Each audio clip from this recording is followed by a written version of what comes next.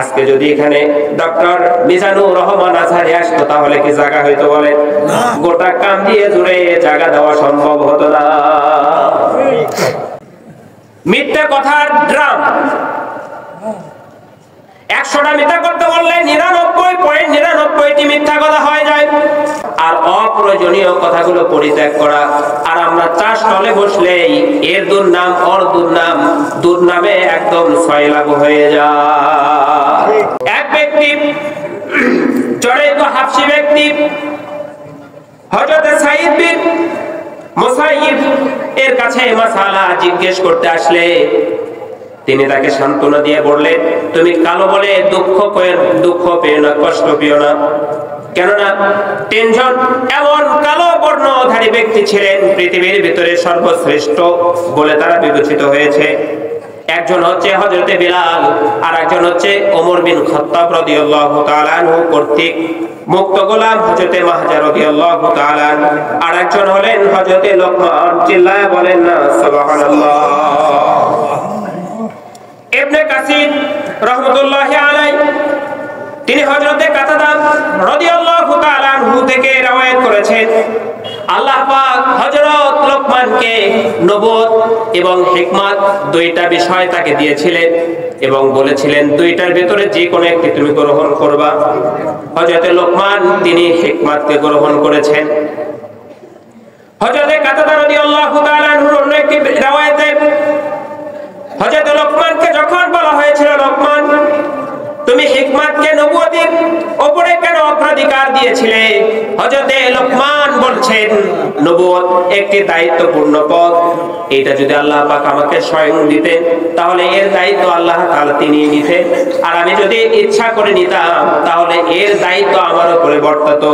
এই জন্য আমি নবুয়তকে বাদ দিয়ে হিকমতকে গ্রহণ করেছি। চিল্লা বলেন না সুবহানাল্লাহ। তারা দায়িত্ব নিতে চান নাই, আল্লাহ তাআলা দিয়েছেন আর আমরা জোর করে নেই, ঠিক না বলে? যেভাবে হোক আমাকে ক্ষমতায় যেতে হবে, যেভাবে হোক আমাকে এই দায়িত্বটা নিতে হবে, কিন্তু আল্লাহ তাআলা তাদেরকে দিয়েছেন ইচ্ছাধীন। তিনি নবুয়তকে বাদ দিয়ে তিনি হিকমতকে গ্রহণ করেছেন। তিনি এমন ব্যক্তি ছিলেন, তিনি যখন নসিহত করতেন দূর দূরান্ত থেকে মানুষ তার কথা শোনার জন্য আসতো। আজকে যদি এখানে ডক্টর মিজানুর রহমান আজহারি আসতো তাহলে কি জায়গা হইতো বলেন? গোটা কাম দিয়ে জুড়ে জায়গা দেওয়া সম্ভব হতো না। তেমনি ভাবে হযরত লোকমান তিনি যখন কথা বলতেন মানুষের মাঝে, বহু দূর থেকে দূর দূরান্ত থেকে মানুষ তার কথা শোনার জন্য আসতো। তিনি এক সময় বক্তৃতা করছিলেন, এমন সময় এক ব্যক্তি এসে জিজ্ঞেস করলেন, তুমি কি সেই ব্যক্তি যে ব্যক্তি আমার সঙ্গে অমুক বনে ছাগল চড়িয়েছিলে, বকরি চড়িয়েছিলে? হযরত লোকমান বললেন যে হ্যাঁ, আমি তো সেই ব্যক্তি, তোমার সঙ্গে বকরি চড়িয়েছিলাম। লোকটি জিজ্ঞেস করলেন, ভাই তোমার এই মর্যাদা কিভাবে হলো যে তোমার কথা শোনার জন্য দূর দূরান্ত থেকে লোক আসে? হযরত লোকমান বললেন, এর কারণ হচ্ছে দুইটি। বলেন কয়টি? জোরে বলেন কয়টি? জোরছে বলেন কয়টি? দুইটি। একটি হচ্ছে সদা সর্বদা সত্য কথা বলা, আর একটি হচ্ছে অপ্রয়োজনীয় কথা পরিত্যাগ করা। চিল্লা বলেন না সুবহানাল্লাহ। আর আমরা যখন মঞ্চে উঠি, জনসভা যখন শুরু হয়ে যায়, এ দেব সে দেব, ইলেকশনের পরে আর খুঁজে পাওয়া যায় না। সাকরাত বলে যে স্যার আপনি এই যে ওয়াদা করলেন দিতে পারবেন? কয় আরে এটা তো ইলেকশনের প্রতিশ্রুতি, দিতে পারি আর না পারি সেটা পরে কার হিসেব। কি বলে? মিথ্যা কথার ড্রাম,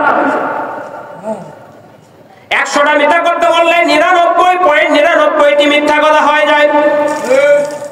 হযরত লোকমান বললেন, এর দুইটা কারণ আল্লাহ তাআলা আমাকে মর্যাদা দিয়েছেন। তার দুইটা কারণ, একটি হচ্ছে সদা সর্বদা সত্য কথা বলা, আর অপ্রয়োজনীয় কথাগুলো পরিত্যাগ করা। আর আমরা চা স্টলে বসলেই এর দুর্নাম ওর দুর্নাম, দুর্নামে একদম সয়লাভ হয়ে যায়। মোবাইলের মতো মিনিটে মিনিটে যদি টাকা কাটতো তাহলে আমাদের এই অপ্রয়োজনীয় কথা বন্ধ হয়ে যেত, ঠিক কিনা বলে?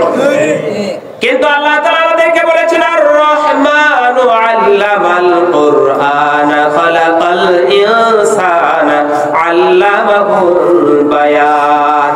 আমি মানুষ সৃষ্টি করেছি, কোরআন শিক্ষা দিয়েছি এবং মানুষকে আমি কথা বলা শিখিয়েছি। চিল্লা বলেন না সুবহানাল্লাহ।